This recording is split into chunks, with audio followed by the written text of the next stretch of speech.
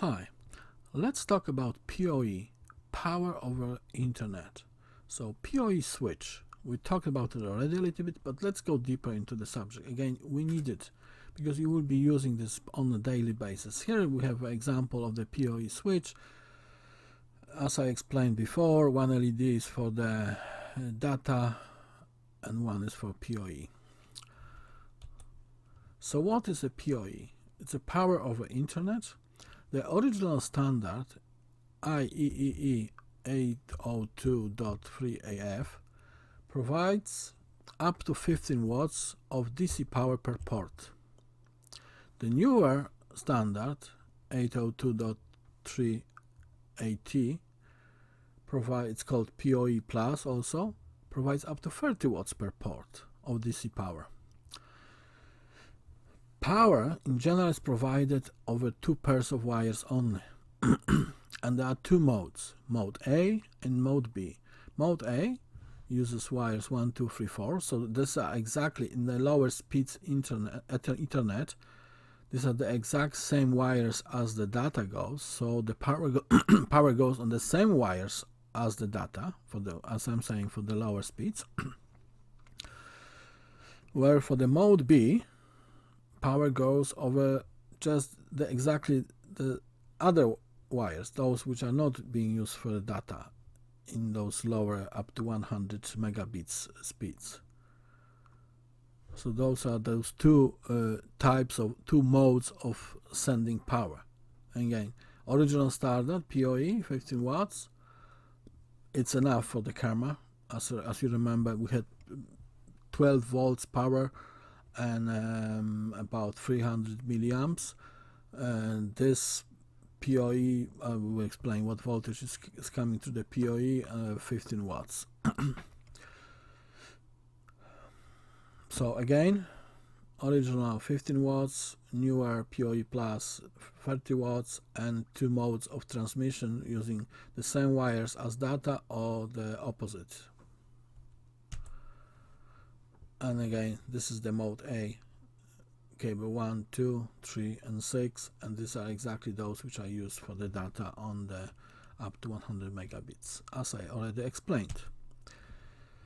Latest standard, PoE standard, allows for as far as 60 to 100 watts of power, and it's called 802.3 BT.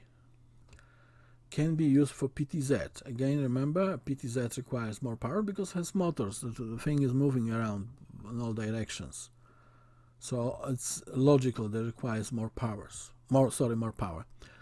Power for this standard is provided over 4 wires.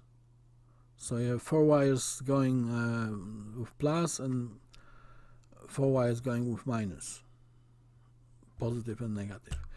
You must remember that every PoE switch has also a total maximum power. So let's say that your port, it says that it has 60 watts per port, and for the port. So you can connect to port device which has 60 watts. And let's assume it has 10 ports, so it's 600 watts, yeah? Let's assume it's 10 ports, just for easy calculation. So total would be 6, but then in your manual you read that switch can only provide 500 watts in total. That means that you cannot have more than 8 ports connected to, only 8 ports you can have connected devices which drain 60 watts, and you can have 2 ports, let's say, for computers or something else. So you have to be also always aware that fact that each port can provide 60 watts doesn't mean that the entire device can provide, if you multiply number of ports by 60, you have to check the maximum power for the device. PoE range is about 100 meters, and it's not a limitation of PoE, it's a network limitation. But you can have additional injectors, you can have additional devices and so on. As I said before, you can have those multiple switches, and some of them can be pretty close to your location of the actual device, being the camera. PoE is injected at a voltage between 44 and 57 volts DC, and typically it's 48 volts. If your device uses standard 48 volt PoE, being standard AF, AT, BT, it is called active PoE. But there are also devices called using passive PoE, and passive PoE is any device which is using any PoE which is not according to the standard. So it's not standard AO2.3AF, AT or BT, it's something else. And most common voltage and PoE I have found, I matched during my study, was 24 volts. And for instance, LIGO Wave Ethernet radio bridge is using 24 volt PoE. So it's called passive. Sorry. Yeah, it's called passive. Active PoE is when you have 48 volts with those standards.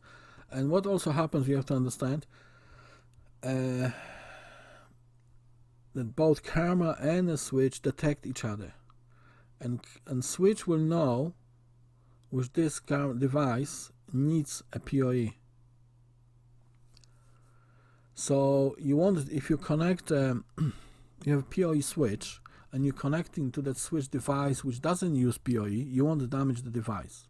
That's the simple explanation to that, because your device and switch with this exchange quickly information, and the switch will not apply PoE power to that device, despite being. That's why I will remember I was showing that switch, and you had those ports which wouldn't be using PoE, despite this being PoE. So it's not applied automatically. It is automatically in the sense that you don't have to do anything, you just plug in the plug, but it won't apply the power to the device which doesn't require that PoE. Often the voltage also is negotiated. Most cameras work with the type A PoE, which is YA1236, with 48 volts. So what is the advantage of the PoE? Single inexpensive cable from NVR to camera. You don't need power cable, you don't need power supplies, you just switch and the camera and a cable. If you're using NVR with built-in switch, where you have ports for multiple cameras on the back of the NVR, which we'll be talking about it as well, you don't even need a switch. So no need for a local power supplies. Easy installation and maintenance. These are advantages of PoE. Thank you.